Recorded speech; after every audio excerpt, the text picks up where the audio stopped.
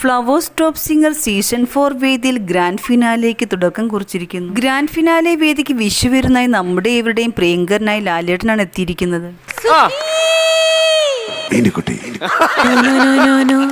വേണ്ട അങ്ങനെ വിളിക്കല്ലേ. എന്താ ചേട്ടാ അടുത്തിരുന്നിട്ട് ഇങ്ങനെ വിളിക്കണത്? എന്താ പറയേണ്ടത് അറിയാം ലാലേട്ടൻ. അല്ല എനിക്കറിയാം, പക്ഷെ പറയുന്നില്ലെന്നേ ഉള്ളൂ.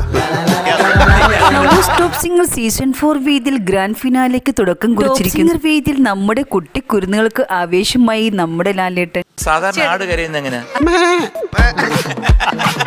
ശ്രീദർശി കാണിക്ക എങ്ങനെയാടാ ആട് കരയണ മോനെ?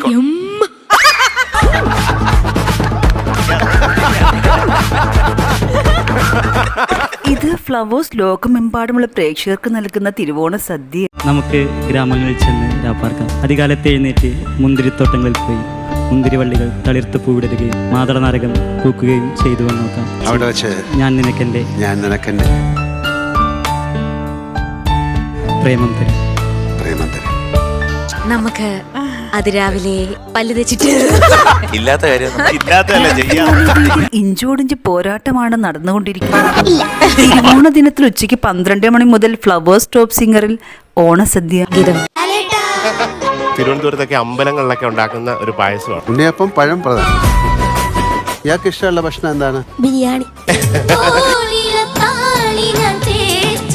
ഉണ്ണിമധുരം ഉണ്ടാക്കി തരും. നമുക്ക് ലാലേട്ടനോട് തന്നെ സ്നേഹത്തോടെ വാരി വിതറുക. അല്ലേ ദൈവമേ നന്നായിരിക്കണം. ലിപ്സ്റ്റിക്ക് പോവോ? പിള്ളേരുടെ ഞാനും കുറച്ചു. ഫ്ലവേഴ്സ് ടോപ്പ് സിംഗർ സീസൺ 4 വേദിയിലെ ഗ്രാൻഡ് ഫിനാലെ എപ്പിസോഡ് കാണാൻ നാം ഏവർക്കും ആകാംക്ഷയോടെ കാത്തിരിക്കുന്നു. ഗ്രാൻഡ് ഫിനാലെ വേദിയിൽ ഇഞ്ചോടിഞ്ച് പോരാട്ടമാണ് നടന്നുകൊണ്ടിരിക്കുന്നത്. ആരെങ്കിലും എനിക്ക് ഒരാളെ കിട്ടുമോ? കൊണ്ടുപോകാൻ വീട്ടിൽ കൊണ്ടുപോകാൻ. ഒരാളെ കിട്ടുമോ? തിരുവോണ ദിനത്തിൽ ശരത് സാർ ലാലേട്ടനെ കുറിച്ച് പറഞ്ഞത് കേട്ടു. അഭിനയം കണ്ട് ഞെട്ടിപ്പോയൊരു വ്യക്തിത്വമാണ് അവരുടെ നെഞ്ചിനോട് ഭീകരമാണോ?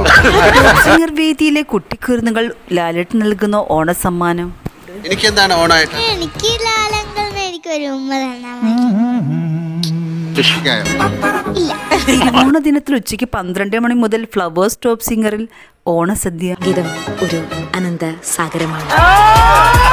ഫ്ലവേഴ്സ് ടോപ്പ് സിംഗർ സീസൺ 4 വേദിയിലെ ഗ്രാൻഡ് ഫിനാലെ എപ്പിസോഡ് കാണാൻ നാം ഏവർക്കും ആകാംക്ഷയോടെ കാത്തിരിക്കുക.